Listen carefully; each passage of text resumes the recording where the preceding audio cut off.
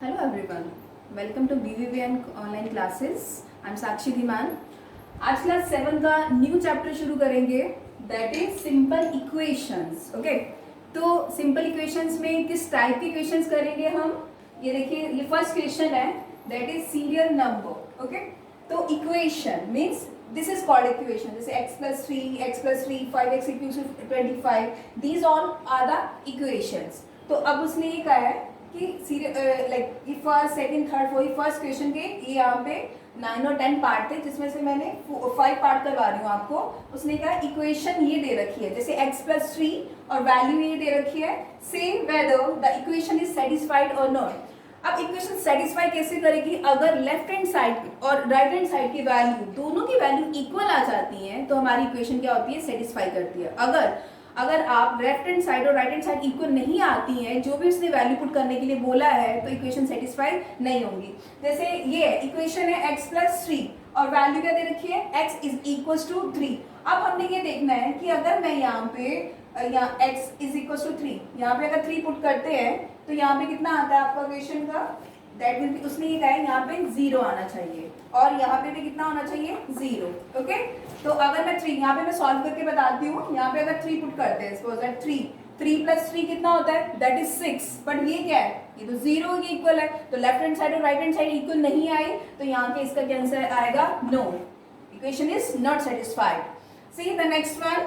यहाँ पे कितना है? x = 0. अगर मैं यहाँ पे x 0 पुट करती हूँ, सी 0 + 3, तो ये कितना आया? 3.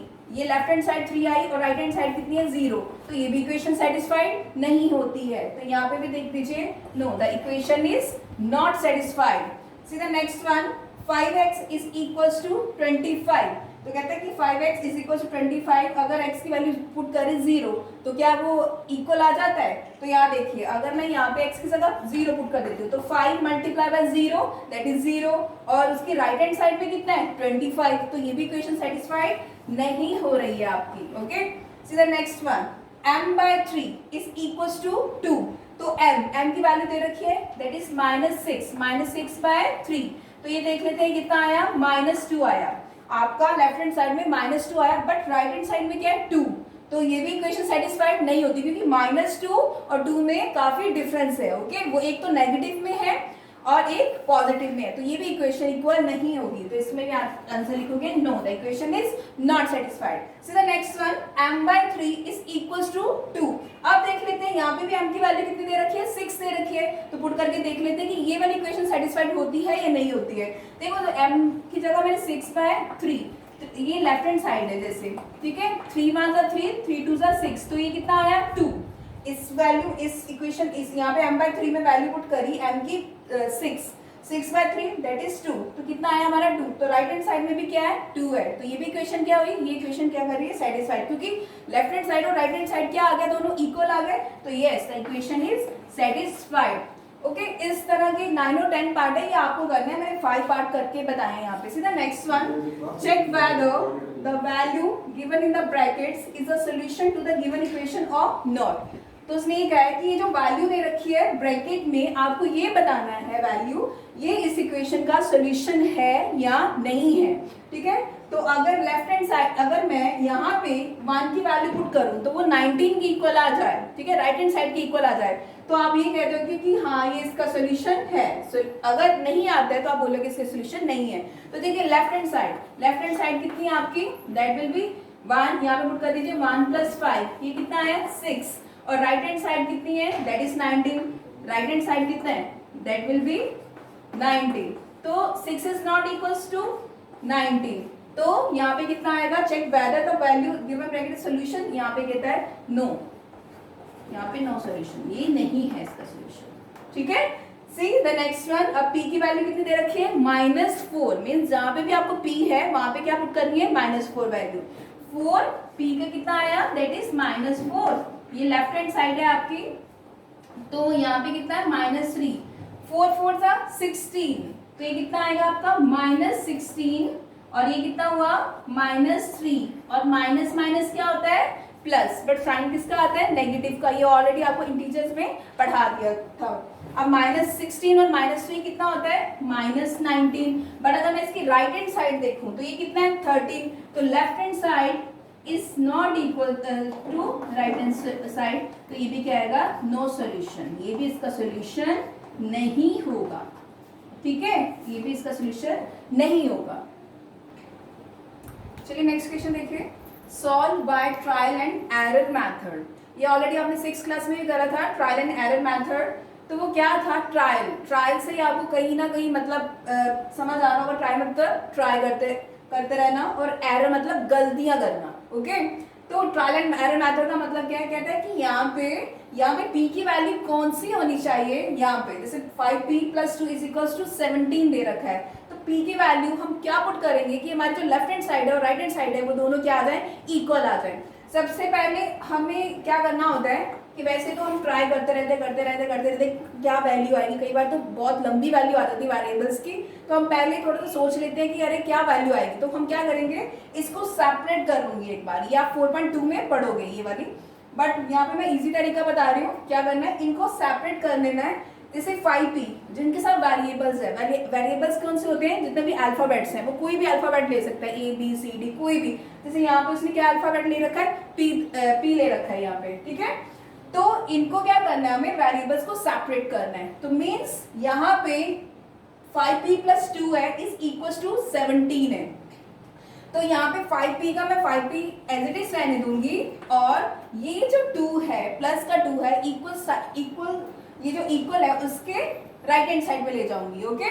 बट अगर मैं यहाँ पे 17 के यहाँ पे = के उधर लेके जाऊंगी, जो प्लस का साइन है वो किस में चेंज हो जाता है? नेगेटिव में। तो ये नेगेटिव का साइन आ जाएगा। और यहाँ पे अगर नेगेटिव हो तो इक्वल टू के उधर जाता है तो वो पॉजिटिव में चेंज हो जाता है। तो ये कितना आया?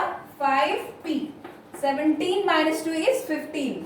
तो p की वैल्यू कितनी आ गई? 15/5 = 3। तो p की वैल्यू कितनी आ गई? 3। मतलब ये थोड़ा सा आइडिया लगाने के लिए होता है कि अरे p की मतलब 3 तक अगर p की वैल्यू 3 पुट करूंगी तो मेरी लेफ्ट हैंड साइड और राइट हैंड साइड क्या आ जाएगी? इक्वल आ जाएगी।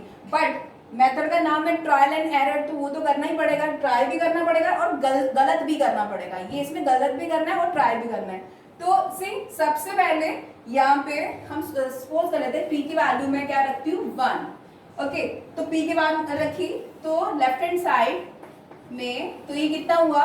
5 और 1 + 2, सी दैट इज 5 + 2। तो ये कितना हुआ? 5 + 2 = 7। तो बट यहाँ तो क्या है? इक्वल्स टू के उधर क्या है? 17। तो left hand side is not equals to right hand side. तो यहाँ पे लिख दीजिए LHS is not equals to RHS। इसको ये तो मैं इस वे से करवा रही हूँ, इसको अगर टेबल के हिसाब से करना, टेबल में p की वैल्यू लिख लीजिए, left hand side right hand side, जैसे 6th क्लास में करवाया था, आप ऐसे भी कर सकते हैं। अब देखिए p की वैल्यू 2 पुट कर लेते हैं यहाँ पे। अगर 2 पुट करते हैं लेफ्ट हैंड साइड में तो ये कितना आता है हमारा? दैट इज 5 और 2 + 2 that is 10। 5 2 = 10 + 2 which is equals to 12। But right left hand side तो 12 आती है, बट राइट हैंड साइड में क्या है? 17। ये फिर से नॉट इक्वल हो गया। तो LHS is not equals to RHS। ये थोड़ा सा आइडिया तो हमने यहाँ पे लगा लिया था कि p की वैल्यू 3 पुट करेंगे तो ये दोनों इक्वल आ जाएंगी। तो अभी p की वैल्यू 3 पुट करिए। समटाइम्स ऐसे भी होता है कि नेगेटिव भी वैल्यू पुट करनी होती है, ठीक है। तो यहाँ पे कितना हुआ? 5, फिर से LHS दैट इज 5, यहाँ पे 3 करा और यहाँ पे कितना हुआ? 2। 5 3 = 15 + 2 = 17। तो मतलब ये लेफ्ट हैंड साइड तो आपकी कितनी आ गई? 17, और राइट हैंड साइड भी क्या है? 17। तो LHS is equals to RHS। तो इसका आंसर क्या होगा? ये कि p की वैल्यू क्या सेटिस्फाई करिए इस पे? 3, ओके। ट्रायल एंड एरर में p की वैल्यू 3 सेटिस्फाई करते हैं, यहाँ पे वैल्यू पुट करते हैं तो हमारी लेफ्ट हैंड साइड और राइट हैंड साइड क्या आ जाता है? इक्वल आ जाता है। सीधा नेक्स्ट वन, यहाँ पे क्या बोलता है वो कि write equations for the following statements.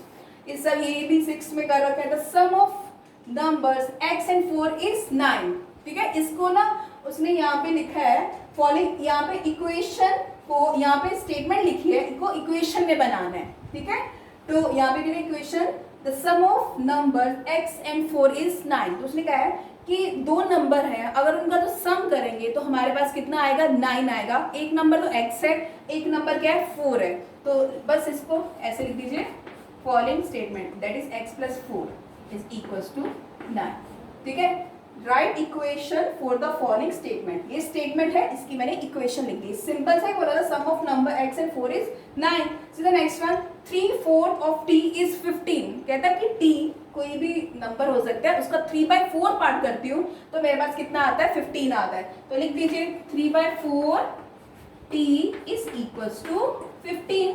यही बनेगा। इसके भी 6-7 थे पार्ट, बट मैंने इसमें से 2 ही लिए हैं। अब यहाँ पे कितना है, right the following equation in the statement form. ठीक है, अब इनको इक्वेशंस को स्टेटमेंट फॉर्म में लिखना है। ठीक है, तो यहाँ पे क्या लिखा है, p plus 4 is equal to 15। तो यहाँ पे सिंपल लिखते हैं sum of p and 4 is equal to 15। ठीक है, 15। तो यहाँ पे लिख दीजिए 15, यहाँ पे दूसरा वाला 15 भी लिख दीजिए, चाहे आप ऐसे लिख दो या दूसरा नंबर्स में लिखना वैसे लिख दीजिए। और नेक्स्ट है यहाँ पे एक और है, m/5 इज इक्वल टू 3। ठीक है, m/5 इज इक्वल्स टू 3। तो ये क्या, 1/5 ऑफ m, यही होगा ना, जैसे m है 1/5, ऐसे इसको ऐसे तो लिख सकते हैं इनटू m। तो 1/5 of m is equals to 3। यहाँ पे ऐसे लिखते हैं the 1/5 of m is equal to 3। Okay, तो हम यहाँ पे ऐसे भी लिख सकते हैं, the 1/5 of m is equals to 3। तो ये तो आपकी जो एक्सरसाइज है 4.1 I just completed this exercise. इसके रिगार्डिंग जो भी क्वेश्चंस है आपको अपनी फेयर कॉपी में करने हैं। Till then okay, thank you.